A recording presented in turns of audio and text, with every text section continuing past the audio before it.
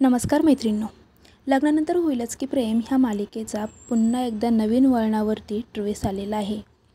पाठीमागील भागामध्ये तुम्ही बघितलं होतं की जोगतीने जे सांगितलं काव्याच्या बाबतीत ते खरं ठरलं होतं आणि आता पुन्हा एकदा जोगतीने एक धोक्याची जी घंटा आहे ती काव्याला दिलेली आहे। तर चला जाणून घेऊया, पण त्याआधी जर प्लीज तुम्ही चॅनलला सबस्क्राईब केलं नसेल सबस्क्राईब करा, व्हिडिओला नक्की लाईक करा आणि तुमची प्रतिक्रिया कमेंटमध्ये नक्की कळवा।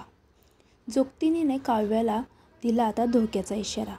जोगतीने सांगितले, तुझ्या भूतकाळातील प्रेमामुळेच तुझ्या बहिणीचा अंत होऊ शकतो।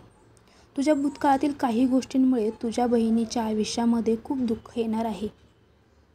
यावेळेस तिला फार सावरावं लागणार आहे, कारण ती जे काही तुझ्या बाबतीत ऐकणार आहे त्याने ती पूर्णपणे खचून जाणार आहे। जे काही सत्य असेल ते तू तिला सांगून टाकलं तर या धोक्यापासून तुझी आणि तिची दोघींचाही बचाव होऊ शकतो।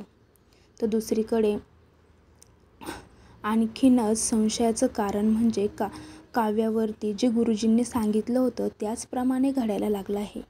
गुरुजी म्हणाले होते की भूतकाळाच्या काही गोष्टींमुळे तुझ्या आयुष्यावरती प्रभाव पडू शकतो। त्याचप्रमाणे काव्याचा आता वाटचाल सुरू झालेली आहे। चारही बाजूंनी आता काव्या एकदम अडकून पडली आहे। तिला काय करावं आणि सत्य कोणाला सांगावं हे तिला कळतच नाही। आता काव्या एक विचार करत असते की मी हे सत्य पार्थला सांगितलं तर पार्थ मला समजून घेतील का? पार्थ की नंदिनी ताईला सांगू, असा आता तिच्या मनामध्ये विचार येत आहे।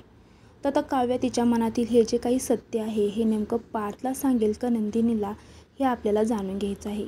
पण या सगळ्या जीवाचे काहीही कारण नसताना त्याचंही आयुष्य या गोष्टीमध्ये भरडलं जाणार आहे। आता काव्याच्या अंगाशी आलेलं इतकं मोठं संकट ती कसं दूर करील किंवा त्या संकटाला ती कसं सामोरे जाईल, कारण काव्याला माहिती आहे जोगतीनी आणि गुरुजी जे बोलतात त्या गोष्टी खऱ्या होतात। तर पुढील भागामध्ये नेमके काय घडणार आहे हे आपण बघणारच आहोत। त्याआधी प्लीज तुम्ही चॅनलला सबस्क्राईब करा आणि व्हिडिओला लाईक करा। थँक्यू।